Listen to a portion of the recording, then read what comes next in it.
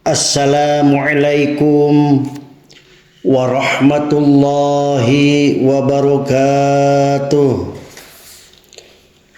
Alhamdulillahilladzi fataha li'ibadihi tariqal falah. Wassalatu wassalamu ala sayyidina wa habibina wa maulana Muhammad sallallahu wa ala alihi wa ashabihi ajma'in, amma ba'du. Bismillahirrahmanirrahim. Rabbi shrah li sadri wa yassir li amri wahlul 'uqdatam min lisani yafqahu qawli. Saudara-saudara kaum muslimin wal muslimat rahimakumullah. Yang pertama dan paling utama, marilah kita panjatkan puji syukur kehadirat Allah Subhanahu wa taala yang telah memberikan kepada kita berbagai nikmat-Nya.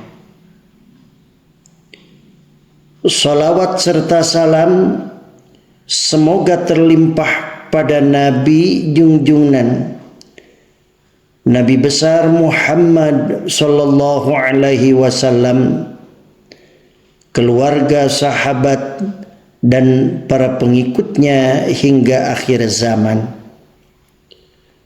Saudara-saudara kaum muslimin wal muslimat rahimakumullah.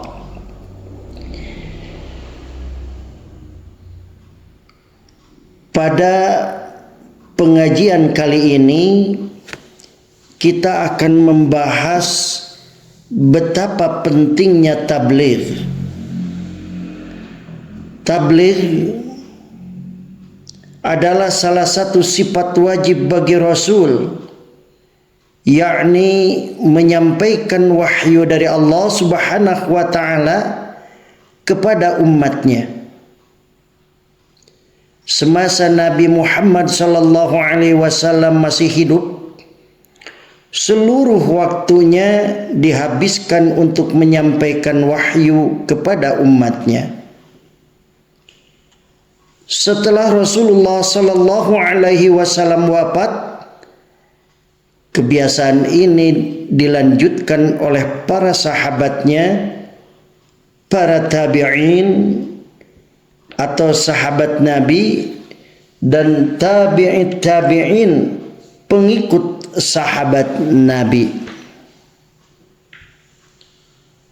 Saudara-saudara,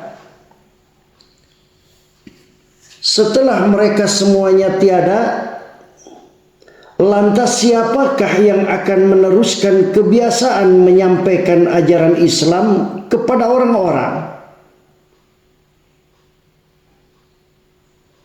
Maka jelas kita adalah sebagai umat Nabi Muhammad sallallahu alaihi wasallam wajib untuk melanjutkan perjuangan Nabi kita, Nabi besar Muhammad sallallahu alaihi wasallam. Banyak yang menyangka bahwa tugas tabligh hanyalah tugas alim ulama saja. Hal itu tidak benar. Kenapa demikian? Karena setiap orang yang mengetahui kemungkaran yang terjadi di hadapannya, ia wajib mencegahnya atau menghentikannya. Qulil haqq walau kana murran wa da'i syarra walau kana hulwan.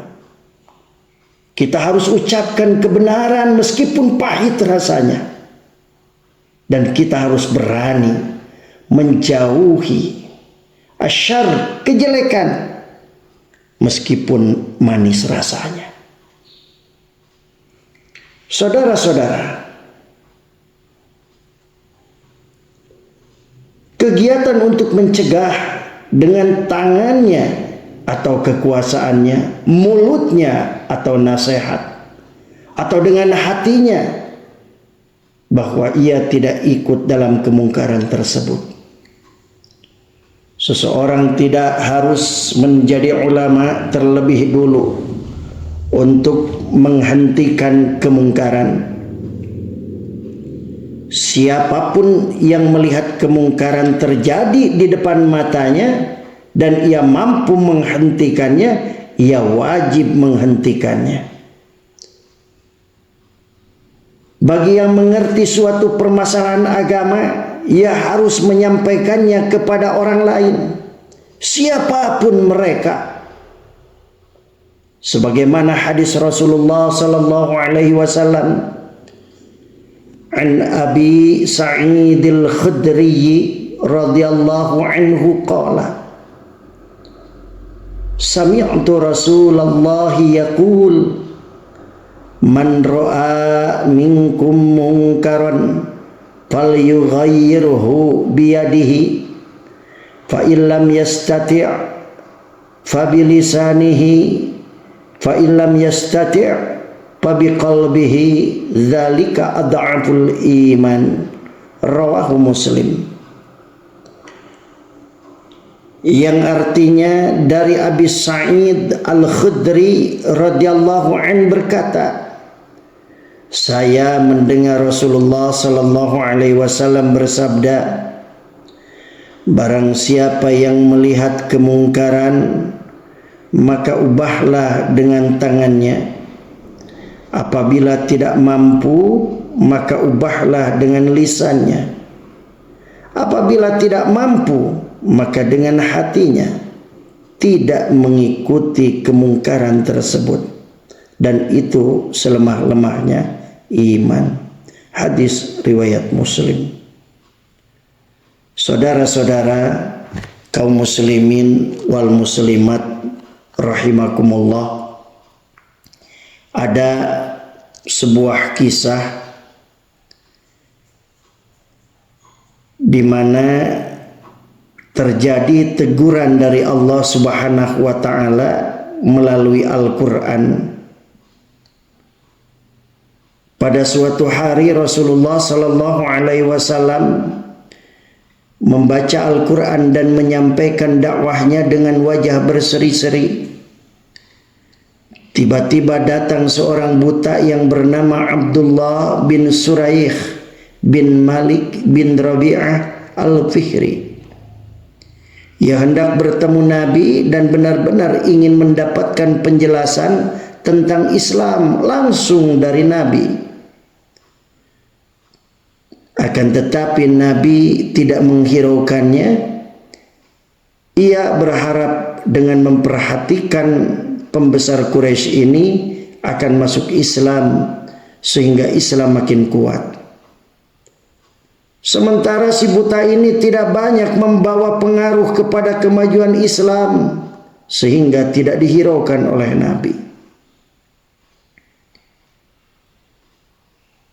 Dengan adanya peristiwa tersebut, Allah Subhanahu wa taala menurunkan ayat Al-Qur'an surat Abasa dari ayat 1 sampai ayat 11.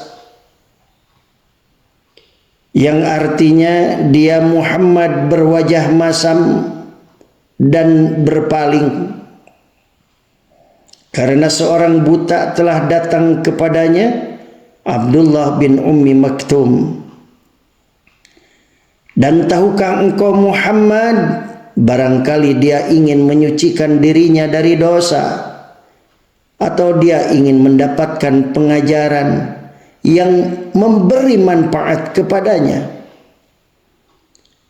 Adapun orang yang merasa dirinya serba cukup, pembesar-pembesar Quraisy, engkau Muhammad memberi perhatian kepadanya, padahal tidak ada celah atasmu kalau dia tidak menyucikan diri atau beriman. Dan adapun orang yang datang kepadamu dengan bersegera untuk mendapatkan pengajaran, sedang dia takut kepada Allah, engkau Muhammad malah mengabaikannya. Sekali-kali jangan begitu.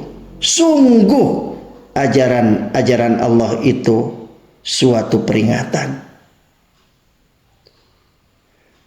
Saudara-saudara, jelas ayat tersebut sebagai teguran Allah Subhanahu wa taala. Kepada siapa? Langsung kepada Nabi Muhammad sallallahu alaihi wasallam yang cuek, pernah mencuekan orang yang ingin bertanya dan bertemu, yaitu yang kebetulan beliau seorang yang buta bernama Abdullah bin Suraikh. Tapi sejak teguran itu, Nabi kita, Nabi besar Muhammad sallallahu alaihi wasallam selalu berseri-seri menghormati siapa saja yang datang dan meminta penjelasan. Berdakwah tidak membedakan ras, suku, golongan. Berdakwah terus berjalan, mengajak kepada kebaikan, dengan berharap Allah Subhanahu wa taala memberikan hidayah kepada siapa yang diajak oleh kita. Saudara-saudara kaum muslimin wal muslimat rahimakumullah, demikian pengajian kali ini tentang pentingnya tabligh, dan itu merupakan salah satu sifat wajib bagi Rasul. Kita sebagai umatnya hendaknya melanjutkan perjuangan Nabi untuk bertabligh, untuk berdakwah. Semoga selamanya kita ada dalam bimbingan Allah Subhanahu wa taala. Dan akhir kata, wabillahi taufiq wal hidayah. Wassalamualaikum warahmatullahi wabarakatuh.